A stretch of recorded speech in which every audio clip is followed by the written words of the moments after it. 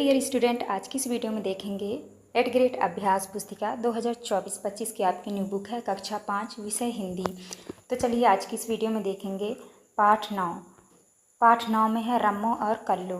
तो चलिए क्वेश्चन की ओर चलते हैं। पहला क्वेश्चन आता है आपका बहुविकल्पी टाइप प्रश्न। प्रश्न क्रमांक पहला में है बाबूजी के समझाने के बाद क्या हुआ। तो आपको जो है उत्तर में करना है, आपका सही उत्तर हो जाएगा डी नंबर। लिखा है रम्मो और कल्लो में अच्छे जीवन यापन की इच्छा हुई।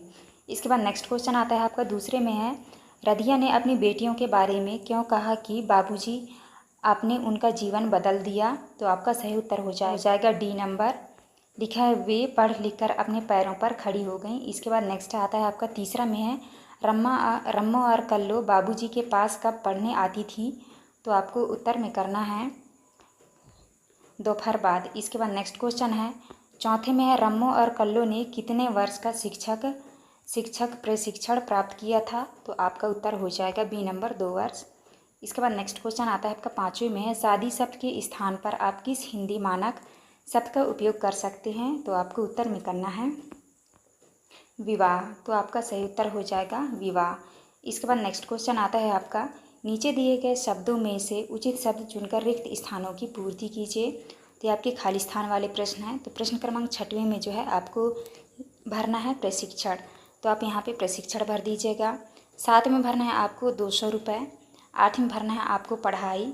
इसके बाद आता है आपका प्रश्न क्रमांक 9वां में भरना है आपको अनपढ़ और 10वें में भरना है आपको कृपया।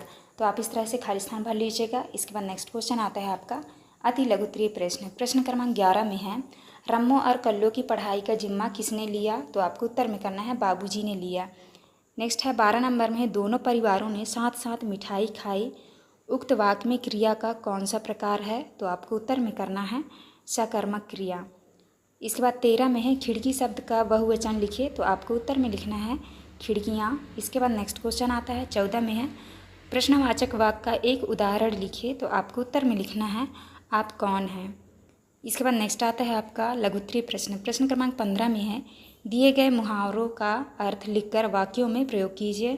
तो जैसे यहाँ पे लिखा है एक में 9 2 11 होना का अर्थ होगा भाग जाना। और वाक्य में प्रयोग करना है आपको राजू पुलिस को देखकर 9 2 11 हो गया। इसके बाद आता है आपका दूसरे में है मन मार कर रह जाना का अर्थ होता है इच्छा को समाप्त करना। वाक्य में प्रयोग करना है आपको पिताजी ने मन मारकर अंशुल को विदेश पढ़ने के लिए भेजा। नेक्स्ट है आपका वाक्य में प्रयोग कीजिए। तो पिताजी ने मन मारकर अंशुल को विदेश पढ़ने के लिए भेजा। प्रश्न क्रमांक 16 में है रम्मो और कल्लो की पढ़ाई करने की इच्छा और तेज कैसे हो गई। तो आपको उत्तर में करना है कक्षा 8 की परीक्षा में रम्मो ने प्रथम श्रेणी के अंक प्राप्त किए और कल्लो ने द्वितीय श्रेणी के अंकों से उत्तीर्ण हुए, इसलिए पढ़ाई करने की इच्छा और तेज हो गई। इसके बाद 17 में है रधिया अपनी बेटियों को पढ़ाने से मना क्यों कर रही थी।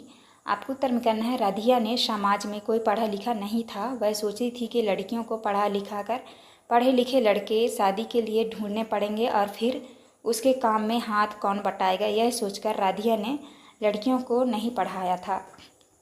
नेक्स्ट आता है आपका प्रश्न क्रमांक 18 में सकर्मक एवं अकर्मक क्रिया वाले 2 वाक्य लिखिए और वाक्य में क्रिया कर्म शब्द को रेखांकित कीजिए।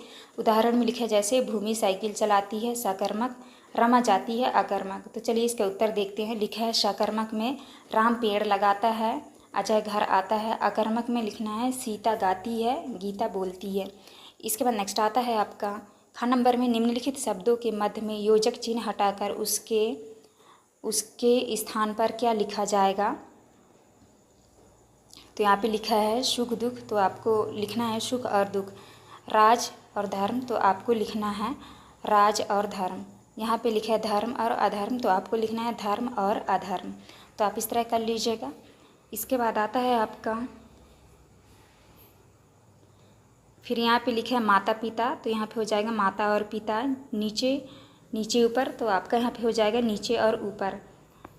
इसके बाद आते हैं आपके दीर्घोत्तरीय प्रश्न। प्रश्न क्रमांक 19 में है आपके अनुसार पढ़ना लिखना क्यों जरूरी है। उत्तर में लिखना है पढ़ने से व्यक्ति में एकाग्रता की वृद्धि होती है, मस्तिष्क की आंतरिक गुणों का तथा चरित्र का विकास होता है। पढ़े लिखे व्यक्तियों को समाज में सम्मान व प्रतिष्ठा प्राप्त होती है। रोजगार प्राप्ति के लिए भी पढ़ना लिखना आवश्यक है। इसके बाद आते हैं आपके प्रश्न क्रमांक 20 में है, निस्वार्थ भाव की सेवा से आप क्या समझते हैं।